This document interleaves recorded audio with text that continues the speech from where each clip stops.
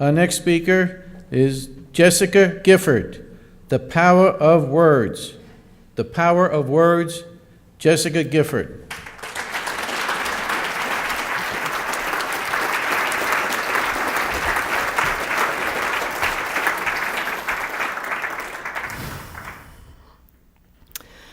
Mr. Contest Master, ladies and gentlemen, as fellow Toastmasters, you all know the power of words.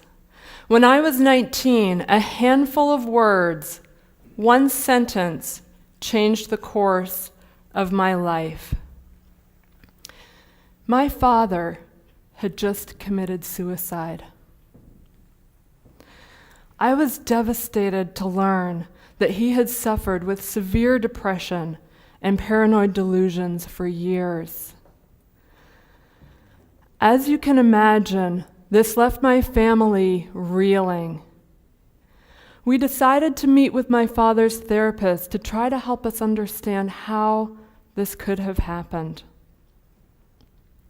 The therapist's description opened a door into my father's suffering that was painful to take in.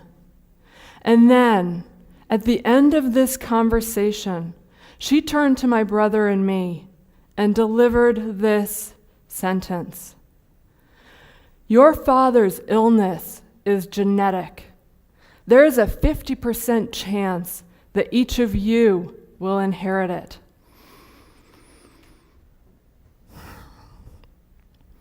I was already in a state of shock. And with these words, I felt I'd been dealt a life sentence. Would I be in the normal 50%, or in the 50% that led to extreme emotional suffering and might even end in suicide, as my father's life had? There was no way to find out. There were no tests to take.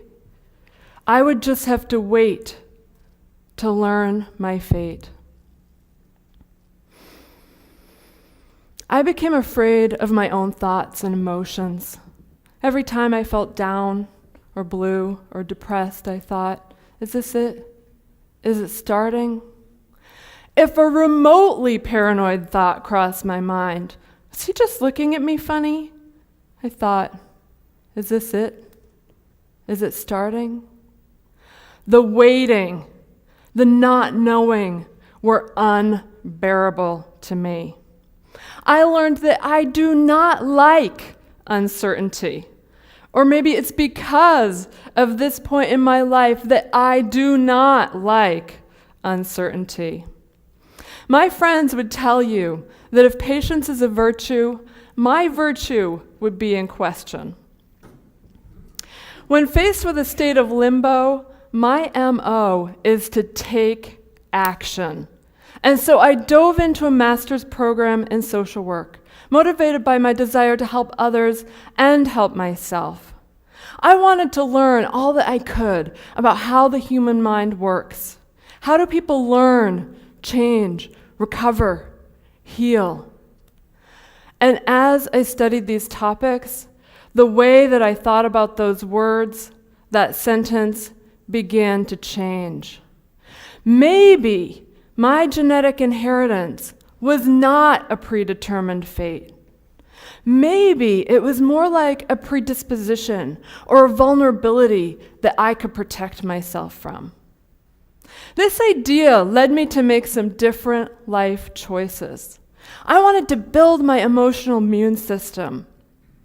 And so I left behind the sleepless nights and the high stress of my crisis response job, and I moved into a career in wellness. This was better. The threat of mental illness was still out there, but I had some control over it. And I like control. The field of wellness was new to me, and so I dove in to learning all that I could. I went to workshops and trainings, and I read every single book I could find on happiness and well-being. The local librarians must think that I need serious help based on my reading choices. I still sometimes have to tell myself, I am a wellness professional. This is research I'm doing for my job in order to get up the nerve to take out yet another self-help type book. Of course, I practiced every single strategy that I found in those books that had been shown to improve mood and well-being. And they worked. This was good.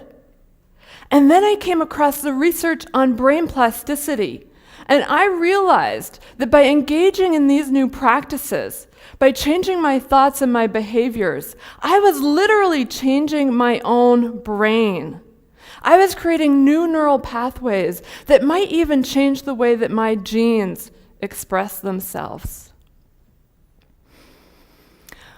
I am no longer afraid of inheriting my father's mental illness.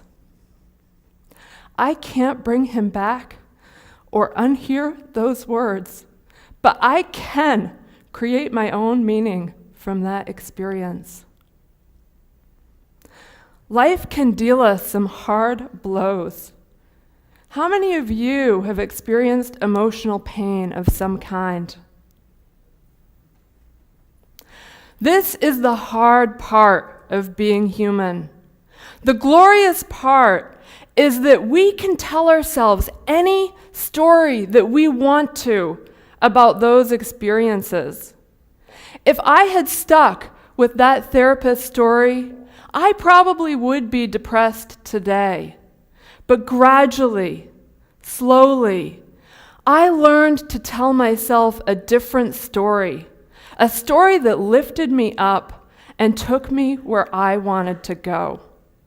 That is the power of words, and you have that power, Mr. Contest Master.